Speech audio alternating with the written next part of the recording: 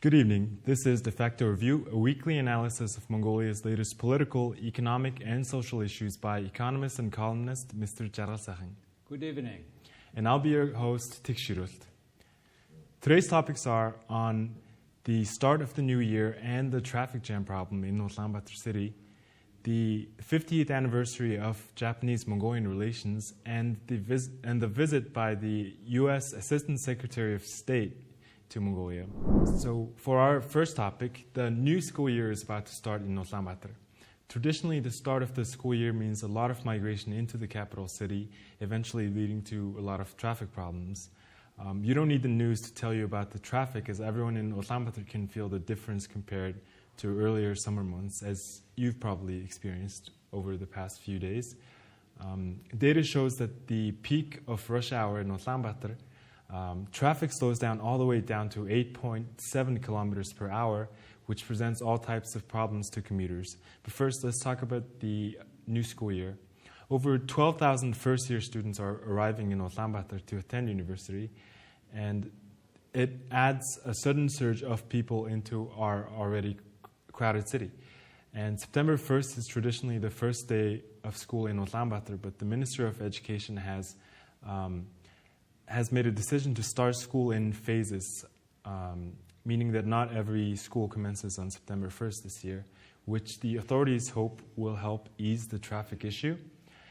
There have also been plans to restrict license plates by even and odd numbers between August 27th and September 3rd.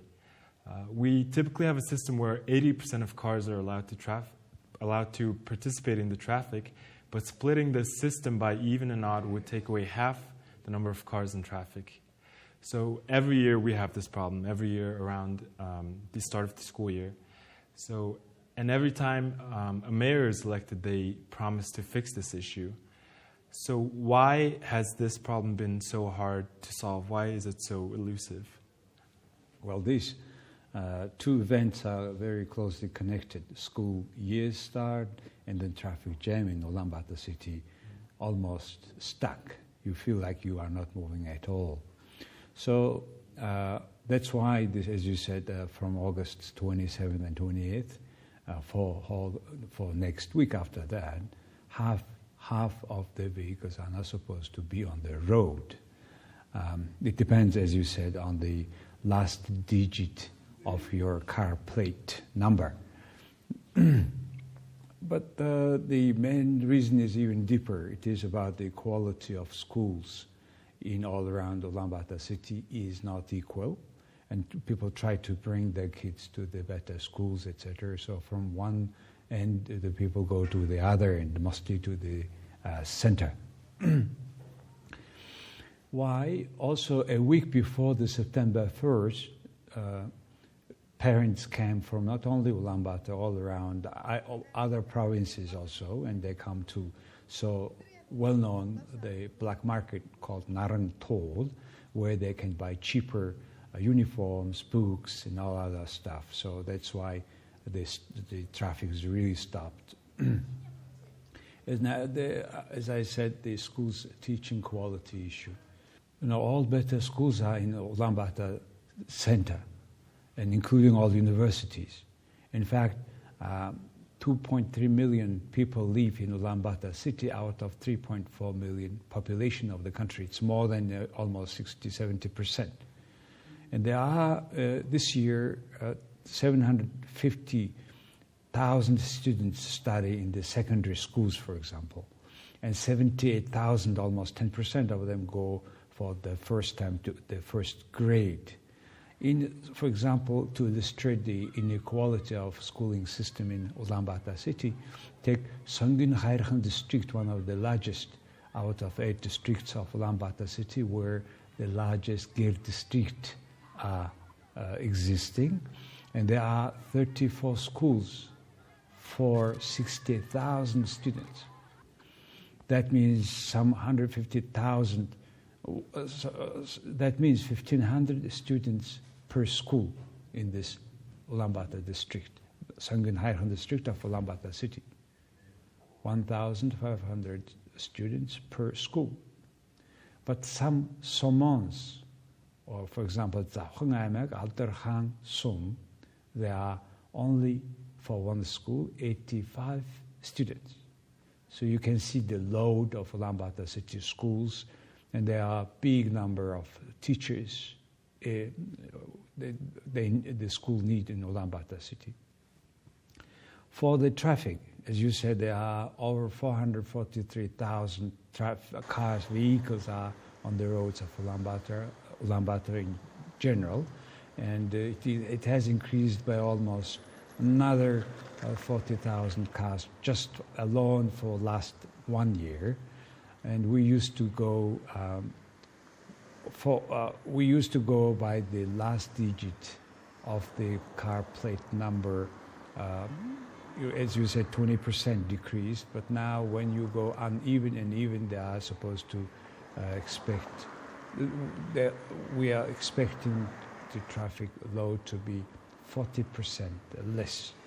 But still, it's a big issue for many other people because you cannot now ride for a whole week your car, which is itself a big problem. Ulaanbaatar city administration is trying to do many things in this regard.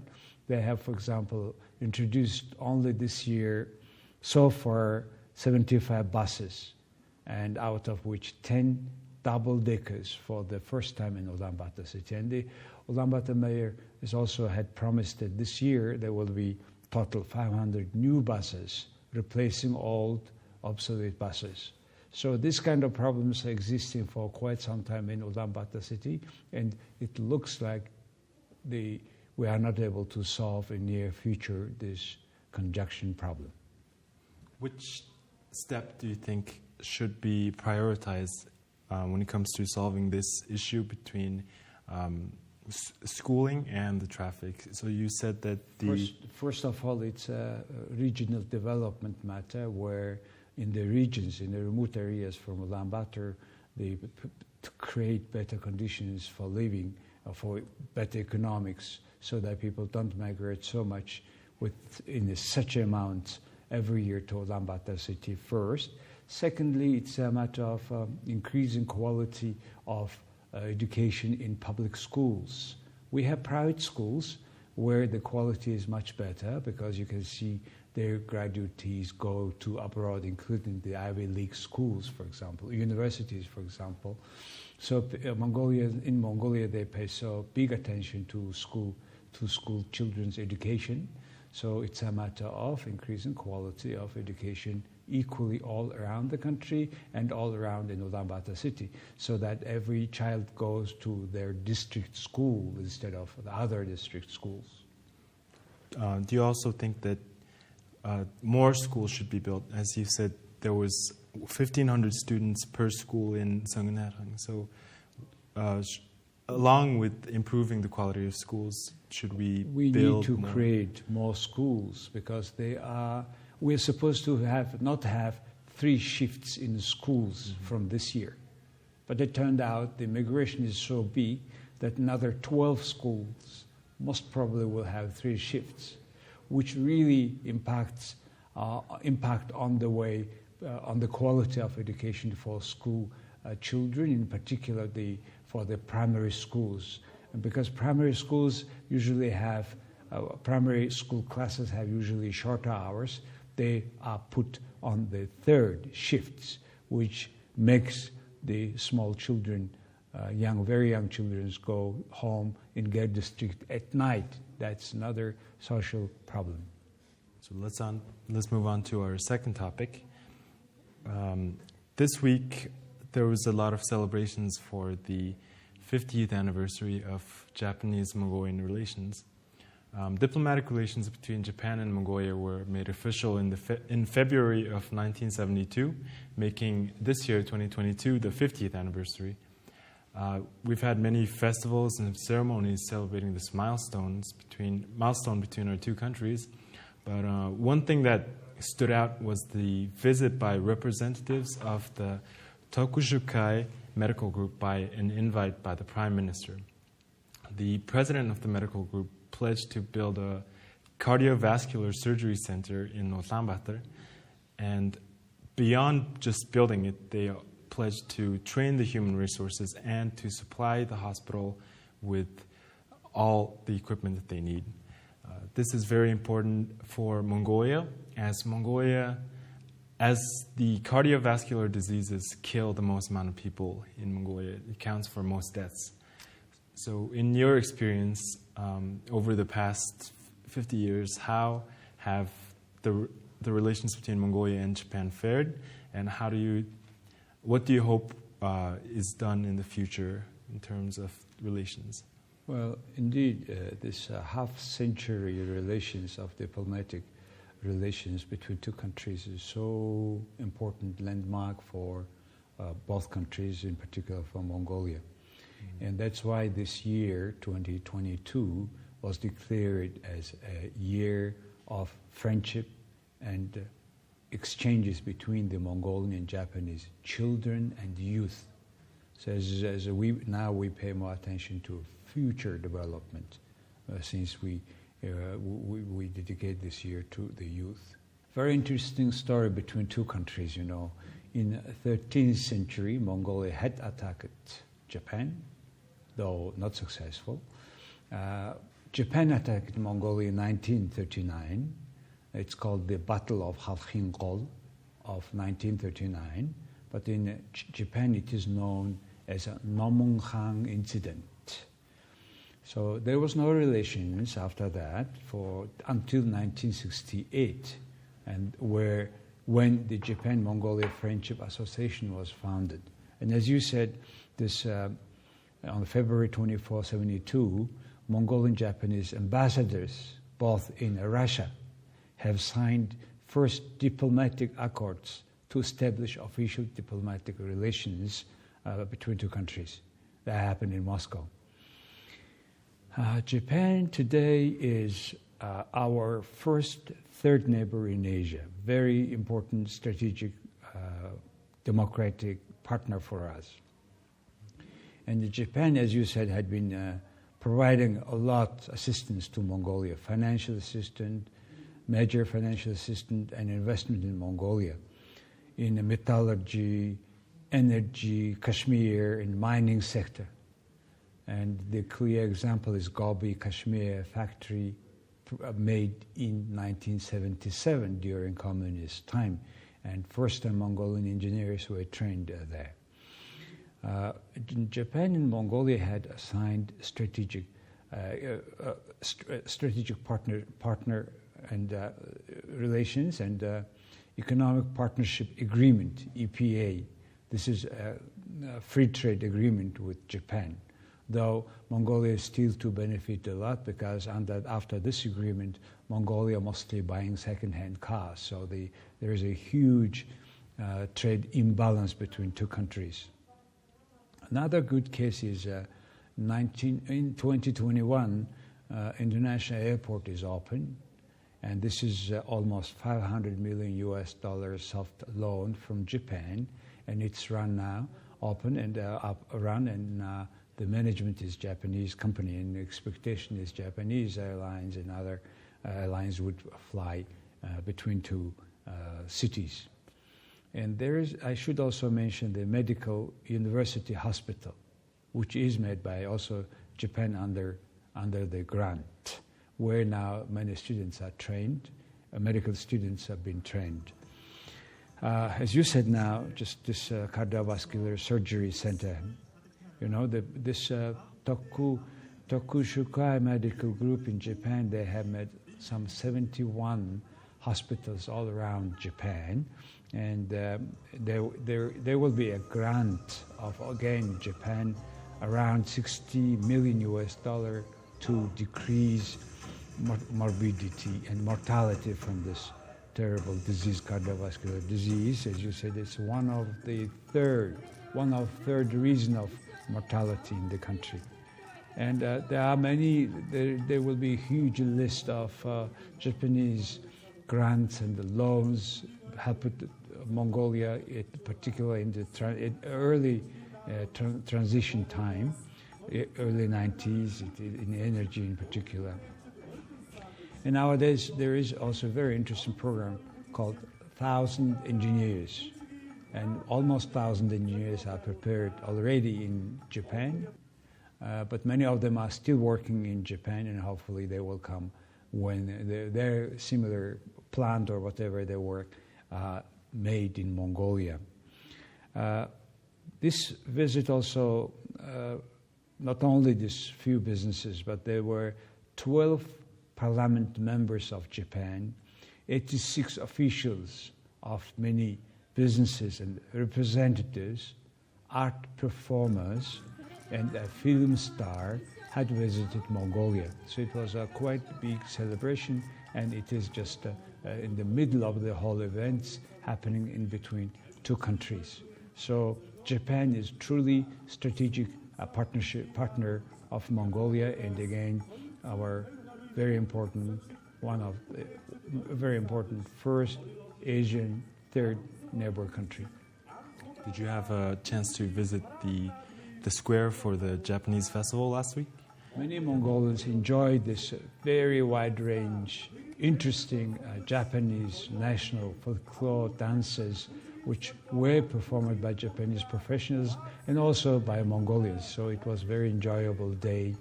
In the evening of that day was also a big reception where we met many old our friends. Let's hope that this 50-year history between our two countries goes even further. Yeah. Moving on to our third topic, the U.S. Assistant Secretary of State for East Asian and Pacific Affairs, Mr. Daniel Crittenbrink, visited Mongolia this past week. He took part in the 15th annual bilateral consultations and the first strategic dialogue to further strengthen the strategic partnership between our two countries. He also took part in breaking ground in a water recycling plant in Ulaanbaatar City with the Millennium Challenge Corporation's acting vice president, Mr. Cameron Alford, and our president, Khurelsukh. So what does this visit by the Assistant Secretary of State mean for the relationships between our two countries? Well, this visit is very important for Mongolia, not only because we have the 15th, as you said, annual bilateral meetings, but also it's the first strategic dialogue between two countries. Two nations have discussed the current state of bilateral relations, regional challenges, and joint achievements across a wide range of issues. I would like to mention some of them. First of all, they made a joint statement. Mr. Crittenbrink and Ankbayar, our Vice Minister of Foreign Affairs, they made a joint statement which said, I quote, "Both Mongolia and the United States reiterated that international disputes should be resolved by peaceful means and with respect for the United Nations Charter and international law, including the principles of sovereignty and respect for the independence and the territorial integrity of states, and without the threat or use of force. To this end, both nations expressed concerns over the suffering of the Ukrainian people." That is the part of joint statement. There are many issues they have been discussing. For example, like two nations should work together to hasten the global post-pandemic economic recovery, including overcoming supply chain disruptions, and affirmed that the international community should unite in efforts to achieve the UN Sustainable Development Goals. The other thing was, because this year also 35th anniversary of establishment of bilateral diplomatic relations of two countries, both affirmed their strong desire to build on strategic partnership, expand their relationship in all areas of mutual interest, and explore opportunities for increased economic cooperation and investment through existing and new mechanisms such as U.S. International Development Finance Corporation. And this is a really new mechanism, and hopefully it will be really boosting the foreign investment to Mongolia. The other interesting and important thing for Mongolia was they have agreed to sign bilateral open skies agreement, which allows planes of two countries fly non-stop. It's passenger flights between two countries. It's a very substantial statement, and also further expanding economic and people-to-people's ties. The other thing important was two nations agreed to work on again further implementing the Mongolia-U.S. Transparency Agreement, because this agreement says that Mongolia will be consulting with businesses, and Mongolian government will, before any law, they put consultations. Before approving any law, the businesses are informed and discussed. Not only American, but all the Mongolian businesses are discussed. So it is a matter of language issue, etc. The other important thing was, as you have mentioned, there's a Millennium Challenge Corporation Water Compact project in Mongolia. This is $462 million US project, and to be ended by the end of 2026. And that project will increase more than 80% Ulaanbaatar water supply. So it's very critical for Ulaanbaatar city. Another important discussion was about strengthening democracy and good governance, and develop small and medium enterprises, improve clean and efficient energy management. Also this year we're celebrating 30th anniversary of the Peace Corps in Mongolia, and this the further activization of this Peace Corps, this Mongolia after this pandemic is very important now. Also, both sides discussed and agreed to go further supporting international peacekeeping operations.